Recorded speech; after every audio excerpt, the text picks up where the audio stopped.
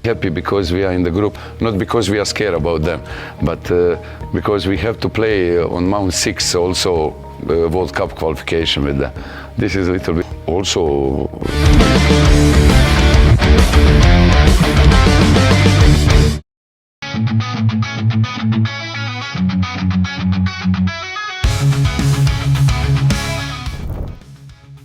Hari terus berganti dan jarak ke pertandingan juga makin dekat.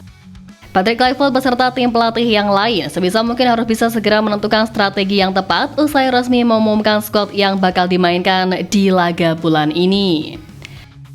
Tentu saja dua laga penting di bulan Maret, apapun caranya harus bisa mengambil kemenangan dan itulah yang sedang diusahakan betul oleh semua tim saat ini. Jika berkaca dari skuad yang ada sekarang, sebenarnya kemenangan Garuda dirasa cukup realistis, terlebih dengan kondisi lawan yang sedang tidak baik-baik saja seperti sekarang. Ya, Bahrain, rival yang bakal kita jamu di tanggal 25 nanti diketahui sudah bersiap sejak awal dengan menjalani latihan di bulan Ramadan ini. Pelatih Bahrain Dragan Talajik mengungkapkan bahwa anak asuhnya sangat bekerja keras di sesi latihan. Namun dari start awal ini ternyata Talajik juga mengungkapkan bahwa terdapat beberapa pemain yang disebutnya mendapatkan beberapa masalah fisik jelang bersua tim Garuda. Sejatinya langkah yang dilakukan Bahrain ini menandakan bahwa mereka benar-benar tidak menganggap remeh timnas Indonesia dan juga ingin tampil maksimal di laga nanti. Apalagi dalam skuad yang dibawa mereka, dengan Talajik memanggil 26 pemain yang 8 diantaranya merupakan penyerang.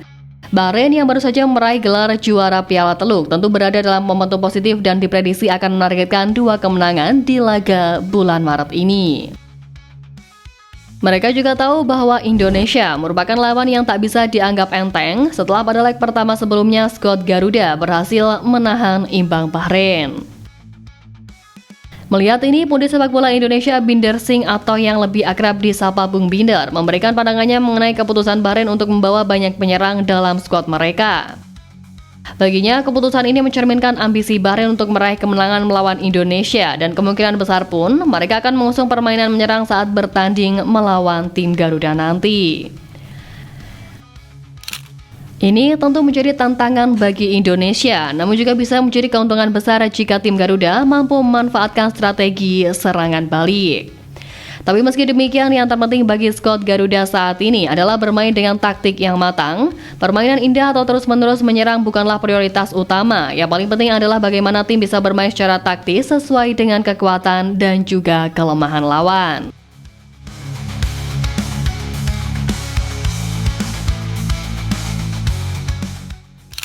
Yap, jelang 2 laga krusial di bulan ini tentu saja Coach Patrick juga harus mampu menyiapkan taktik yang dipahami dengan baik oleh semua pemain sehingga mereka bisa bermain dengan sinergi yang solid di lapangan. Sebanyak 27 pemain yang telah dirilis oleh PSSI benar-benar diharapkan dapat membawa Garuda melangkah lebih jauh dan menunjukkan kualitas permainan terbaik mereka di hadapan publik tanah air. Nama-nama seperti Marcelino Ferdinand, Rizky Ridho, Tom Hai, Rafa Strijk hingga Kelvin Verdong menjadi nama pemain yang sejauh ini selalu menjadi andalan dalam diri timnas Indonesia. Nah, begitupun dengan Justin Hubner, punggawa Wolverhampton Wanderers U21 itu pun memberikan respon atas pemanggilannya ke timnas Indonesia kali ini. Lewat akun Instagram pribadinya, pemain 21 tahun itu mengungkapkan kegembiraannya setelah kembali dipercaya tampil untuk skuad Garuda. Pemain yang pernah memperkuat klub Jepang Cerezo Osaka itu pun menambahkan caption yang cukup emosional. Selalu istimewa ketika mendapat panggilan untuk tim nasional.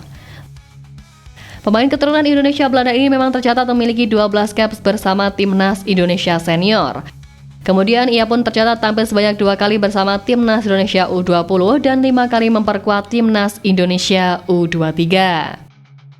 Dengan masuknya Justin Hubner dalam pemanggilan pemain jelang lawan Australia dan juga Bahrain ini, lini belakang skuad Garuda juga akan memiliki banyak pilihan.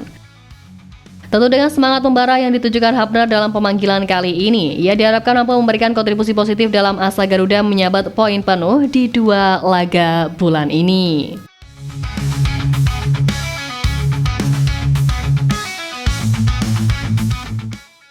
Lebih lanjut menyoal pemanggilan punggawa Garuda, pada kesempatan ini Coach Patrick juga sepertinya bakal menjadikan striker baru dari kompetisi lokal sebagai senjata rahasia. Septian Bagaskara, striker lokal tertajam di Liga 1 musim ini, sukses memperoleh panggilan pertamanya ke Timnas Indonesia besutan Patrick Kluivert. Pemanggilan Bagaskara menjadi salah satu kejutan sebab sebelumnya ia tak pernah dilirik sama sekali oleh Sintayong. Bagaskara merupakan penyerang berbakat kelahiran Kediri yang saat ini berusia 28 tahun. Sejak usia muda, Septian telah bergabung dengan SSB Triple S pada 2004 dan mengasah kemampuannya hingga 2015. Kesempatan emas datang pada tahun yang sama ketika ia terpilih untuk menimba ilmu di Manchester United Soccer School. Momen ini menjadi titik balik penting dalam karir sepak bolanya, memberinya pengalaman berharga di bawah bimbingan dari pelatih berkualitas di Inggris. Aksi impresifnya itu membuktikan bahwa dirinya memiliki potensi untuk bersaing di level yang lebih tinggi, dan sepulang dari Inggris, ia langsung melanjutkan karir profesionalnya di Indonesia dengan bergabung ke Persedikap Kabupaten Kediri pada 2016. Pada 2017, pemain berusia 28 tahun itu mendapat kesempatan besar dengan bergabung ke Persik Kediri, klub yang membantunya menorehkan prestasi yang luar biasa. Performanya semakin gemilang ketika ia mencetak 28 gol dan menjadi top skor di Liga 3 2018. Kontribusinya yang luar biasa itu membawa Persik Kediri meraih gelar juara dan promosi ke Liga 2.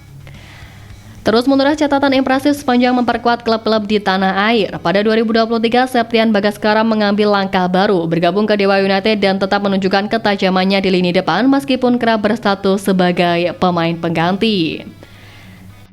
Dengan tinggi badan 183 cm dan juga kemampuannya dalam duel udara, ia menjadi senjata utama Dewa United dalam mencetak gol di musim ini. Tentu menilik ini bukan tak mungkin striker gacor Liga 1 tersebut bakal menjadi senjata bagi Coach Patrick untuk menghadapi Australia dan Bahrain di akhir bulan nanti.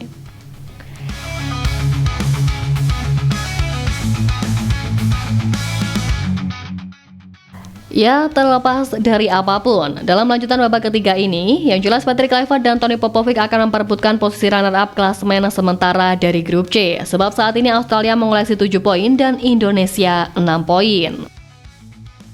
Selisih satu angka itu membuat skuad Garuda optimis bisa menduduki peringkat kedua, apalagi dengan bekal kemenangan pada pertandingan sebelumnya melawan Arab Saudi.